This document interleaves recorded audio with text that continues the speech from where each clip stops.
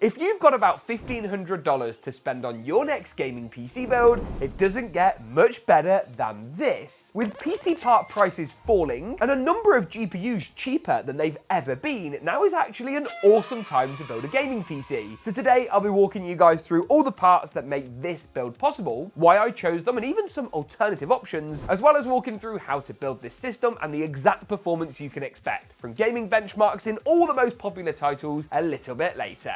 Let's do this.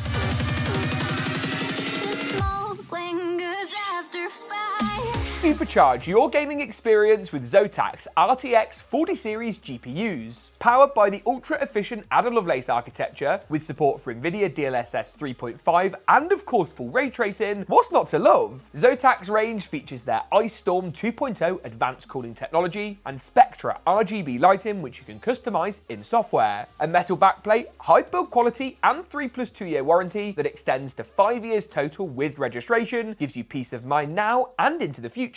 Check them out at the first links in the description below. Now I want to start off by talking about this $1,500 price point. Why $1,500? Well, first, it's a nice sort of fairly round number. Second of all, it's actually the sweet spot in my opinion between the level you're having to make sacrifices you don't really want to make in order to keep in a certain budget, and the level where you start to unlock some really great performance and high-end components. And no better part choice in this build signifies this better than the GPU. Now this is actually the RX 7900 XT, and it makes up just under half of the build budget today. In fact, it's AMD's second highest end GPU right now. This really is AMD's 70 Ti Super or 7080 in terms of their product stack. This is a card that's got bags of power, 1440p is a breeze, while 4K is certainly possible at respectable frame rates, while features like 20 gigabytes of video memory make it pretty future-proofed for not only now, but in the years to follow. What's more, despite the fact this takes up nearly half the build budget, the remaining $700 to $800 is actually more than sufficient to build a great rig that really doesn't compromise in too many areas. Now, one of those areas is the processor or the CPU. And the CPU and GPU combo are really the two most important parts in a gaming PC. Get these right, and it's kind of hard to mess up the rest, basically. This is the Ryzen 5 7600. Now, I know what you're thinking, James, that sounds a little cheap for this caliber of GPU. And you have got a few options here. The first would be to step up to the 7600X. And if you can afford that, I'd recommend it. The other choice would be to step up to the new Ryzen 5 9600X, which I believe you shouldn't do, as it just doesn't provide enough of a performance jump to be justified. Now, if you're planning to game on this build at 1440p and 4K, this is going to be absolutely fine. You may have a little bit of CPU bottlenecking, but the extra power afforded to us for the higher end GPU is more than enough to offset this in those performance figures. If you're gaming at 1080p, you will want to consider something a little faster and with a little more power, as at 1080p,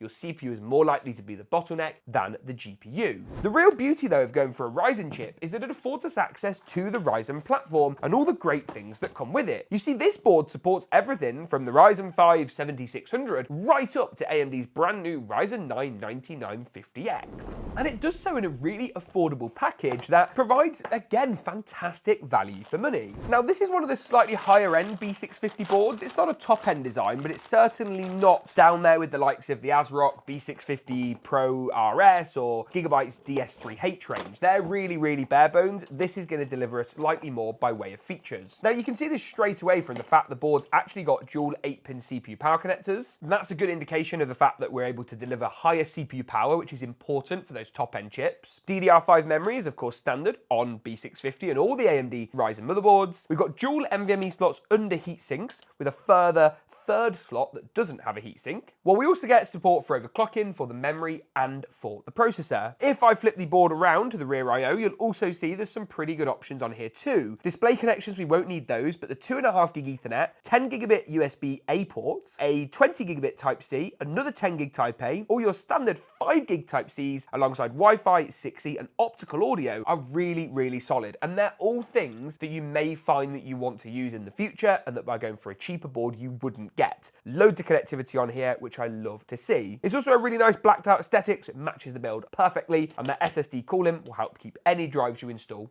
nice and cool. Talking of which, why don't we cover off the NVMe drive for this build? This is the Team Group MP44L. It's a 1TB drive on the Gen 4 standard, and in our tests, which you can view in this drive's full review over on GeekaWhat.com, in the card section now, you can see the speeds delivered were really strong. This is the Team Group T-Force Delta DDR5 RGB. This is a 32GB kit with a 6400 MHz speed. Really nice high-speed memory, low latency as well, which is great to see, and the RGB can all be customized in MSI Mystic Light or other software suites like Signal. More on that later. Now then, I'm going to go ahead and install the CPU into the CPU socket, the memory into the memory slots, and then pick up the NVMe drive and install that to the top NVMe slot too. One more thing I'm going to do at this stage, and that is install the cooler. Now for this, I've probably gone a bit more expensive than what you really need to. This is Cooler Master's Hyper 212 Halo Black. And yes, this is another iteration of the Cooler Master 212 lineup. This is, well, it's really nice, really. Yeah, I did like it a lot. Performance-wise, to be really transparent over something like a Vectru V5, it's better. The fan is better, that makes a big difference, but the heatsink is broadly pretty much the same in terms of its design, number of heat pipes, density of the fins. You're not going to gain a lot here over an option that costs $8 or $9 less. However, it looks really good, and to me that is, well, that's enough, really. Looking at the mounting hardware, and it's going to install directly into the screw threads that are poking through the motherboard, so that's going to make life a bit easier. And in the box, you'll find a few brackets. By the looks of things, it's these long ones, which we'll be using for an AMD-based config in this build. So I'm going to attach those, pop some thermal paste on, and screw the cooler down. I have removed the fan for this. I'm going to add the fan on later. There's no point leaving the fan on for now, as it's just going to get in the way. And once this is done, it's time for the case. Now, this is the Phanteks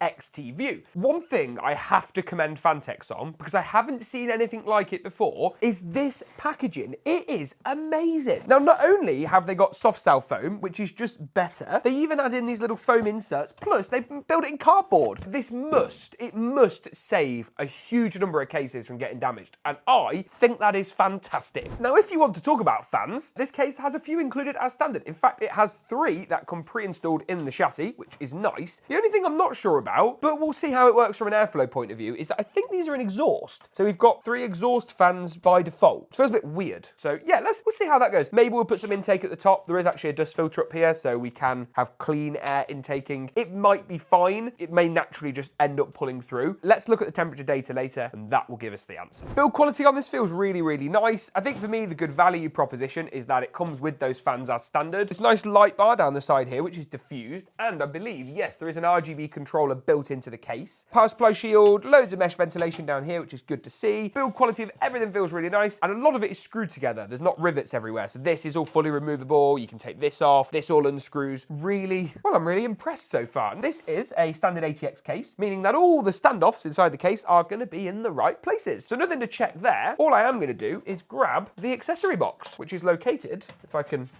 feel it about, in this little hard drive caddy at the back. And there was no cuts. I removed that in real time by loosening this thumb screw. It's a very snug fit. It just slides out. Does it slide out? No. Thumb screw's gone. Out. Come on, come on, yes! The reason I need this is because it includes all the screws that we need to actually do the build today. So cable ties, loads of screws, and an instruction manual if you need one. So yeah, I'm gonna go ahead and slide the motherboard into place, pick it up by the CPU cooler, make your life a bit easier, get it all lined up, get the I/O lined up at the back, slightly raised standoffs will hold it into place, just screw it down with the bag of included screws. It does not get much easier than that. How many cable ties? What? There's enough cable ties for a bloody power station. It's safe to assume as well, by the way, that you're going to have enough cable ties for the build. That's a good thing, by the way. More is better. Now, at this stage of the build, I could drop in the GPU, and I'll give you a little bit of a sneak peek as to how that's going to look. Oh, I think it's going to look really quite nice. However, it's not the smart thing to do. It's not the sensible thing to do. It's not the most feasible next step. Instead, the power suppliers. And there's a reason for that. It's because we can reach the CPU, the motherboard, the front panel cables way easier when the GPU... I can you tell that I'm unwell and my brain is sort of slightly struggling to function today. There's no point doing that now. Do this instead. This is the, what is the RM750? Breathe. This is the Corsair RM750E, and it's a great power supply. It's also fully modular, which is going to help massively in the build today. So then, let's have a look. Yaha! Now what that means in reality is that you only plug in the cables you need, and let me walk you through what the cables you need are. The first is one of these. It's a 6+2 pin or dual 6+2 pin GPU power cable. I know some of you guys have been talking about pigtails. What people are saying is, look, we really should be using like 2 of these. I haven't had that problem with this power supply. I haven't really seen reports of it with this power supply either. I think it would be fine. But if you want to really err on the side of caution, then yes, plug in 2 pairs of 6+2 pin GPU powers and just use one from each. That is another option. But in my 10 years of PC building, and I'm happy to be proved wrong, I haven't had that issue before. Then pop that in there. Got some SATA power cables as well. Just plugged in the CPU up here. I'm going to plop in a second CPU because there's 2 8-pins on this motherboard before screwing the power supply in. Now you can go fan up or fan down. I like fan down, but make sure you've got plenty of airflow wherever you end up putting the case, and you're not putting it on a thick rug or thick carpet, as that is a bad idea. There is vents at the top, so you can put it either way. And once you've done that, you can then put in the GPU. Now I'm just going to go for a standard horizontal installation here. However, because of the way it's designed, you could get a vertical GPU bracket and it would actually be compatible with this case. I've got the wrong size screwdriver. It's going to be slots 2 and 3. They are thumb screws, but it's easier to use a screwdriver with them. And of course, we want to make sure the GPU is nice and tight, prevent things like GPU sag. A bit of a shame this case hasn't got like a GPU support bracket. Would have liked to see that. I think they have it in, yeah, they have it in the MV5, which is really, really good. Maybe a more basic version in this case in future Phanteks would be good. There we go.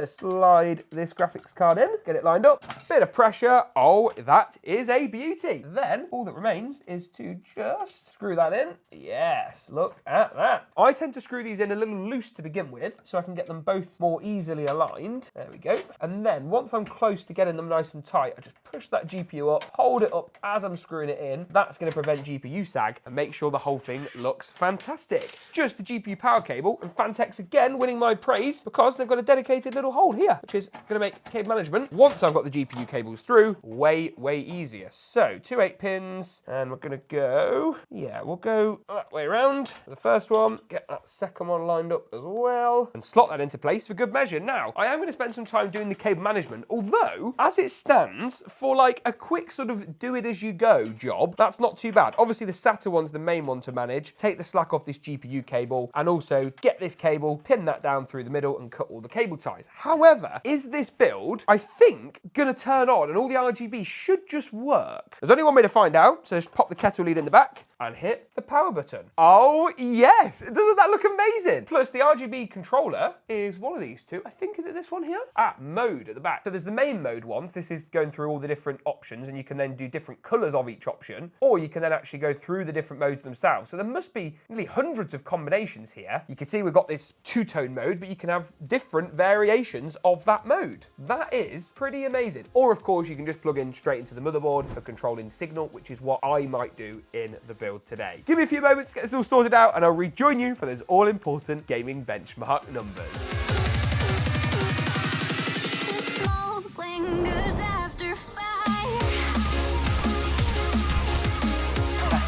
Catch me if you can.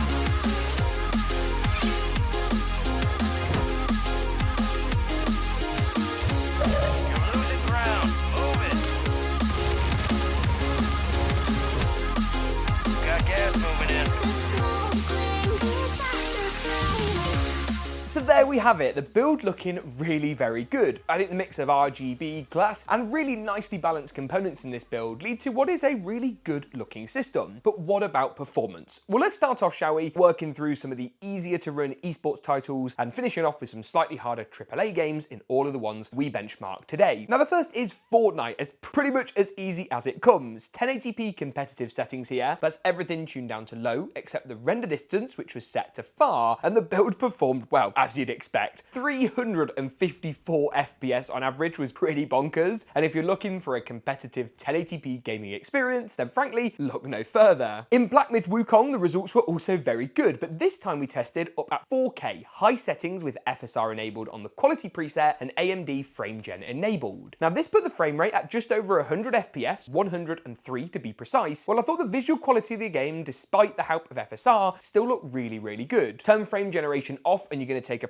pretty serious hit on the frame rate side, but to exceed over 100 at 4K in these visual settings was still great to see. Alan Wake 2 wasn't quite as high on the frame rate, but at 4K high, with FSR again enabled on the quality preset, no frame gen this time, frame rates were still solid, with 89 FPS on average. Starfield is another game that remains very tricky to run, despite a rocky launch, and we'd hoped some performance improvements since. While those sadly haven't arrived, at 4K high, this build still performed fantastically well, with over 80 FPS on average. Hogwarts 2 is a very similar story. In fact, the frame rate at less than 1 FPS difference between Starfield and Hogwarts. Again, this was tested at 4K high for the sake of consistency, and to show you what this build can do at the top resolution, with 80 frames per second all told. Cyberpunk 2077 was the lowest frame rate of any game we tested today. At 4K high settings, the game looked great and managed over 60 FPS, but with only 68 frames per second, you may wish to tune down to 1440p. To round off the gaming benchmarks, also going to look at Apex and Call of Duty. Let's start with Apex, shall we? 4K high settings, and the build did really well, 194 FPS on average, while Call of Duty's Warzone took things up a notch with 241 FPS. That's 4K high, FSR enabled and set to quality, and AMD frame gen on. Not introducing as much latency as we thought it might, so it made sense to enable it in this benchmark. What do you guys think of this system? What do you think of the performance, the visuals? Let me know in the comments below. And remember, if you'd like to pick up any of the parts for this build, that'll be at the affiliate links in the description too. Thanks for watching, and as always, we'll see you in the next one.